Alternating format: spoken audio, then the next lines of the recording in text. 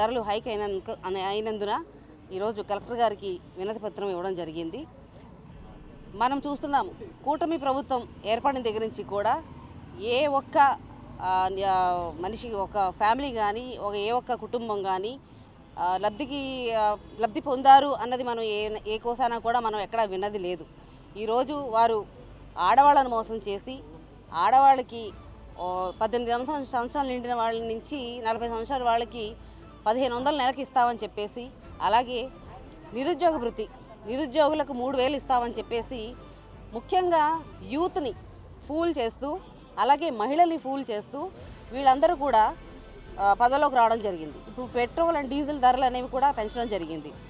ఇలాంటి ధరలు పెంచినప్పుడు వారు వాళ్ళ మేనిఫెస్టోలో మేము పదవిలోకి రాగానే పెట్రోల్ డీజిల్ అనేది మేము తగ్గిస్తామని చెప్పడం జరిగింది. వాళ్ళు ఇప్పటి వరకు కూడా ఇచ్చిన మాటలు ప్రజలకు ఏది కూడా వారు నెరవేర్చింది మనం ఎక్కడ ఏ కోసానా చూడలేదు. ఈరోజు పవన్ కళ్యాణ్ గారు కాపులు ఎంతో సపోర్ట్ చేస్తున్నారు. అలాంటిది జగన్ గారు కాపుల కోసం కాపు నేస్తం ఇచ్చి వారిని ఆదుకున్నారు. అలాంటిది ఆయన డిప్యూటీ సీఎంగా అయిన తర్వాత కాపులకు ఏం చేశారు? కాపుల కోసం వారు ఏమైనా స్కీమ్స్ అనేవి తయారు చేశారా? వాళ్ళకి ఏమైనా ఇంప్లిమెంట్ చూడడం జరిగిందా మనం? అలాంటిది ఆయన ఒక డిప్యూటీ సీఎంగా ఉండి ఇలాంటి క్వశ్చన్స్ కూడా ఏమీ రేస్ చేయకుండా ఒక పెట్రోల్ డీజిల్ అనేది హైక్ చేస్తే ప్రతి ఒక్క సామాన్యుడి మీద భారం పడుతుంది అనేసి ఎందుకు అర్థం కావట్లేదు వాళ్ళకి. సెంట్రల్ వ్యాట్, స్టేట్ వ్యాట్ రెండూ తీసుకుంటున్నారు.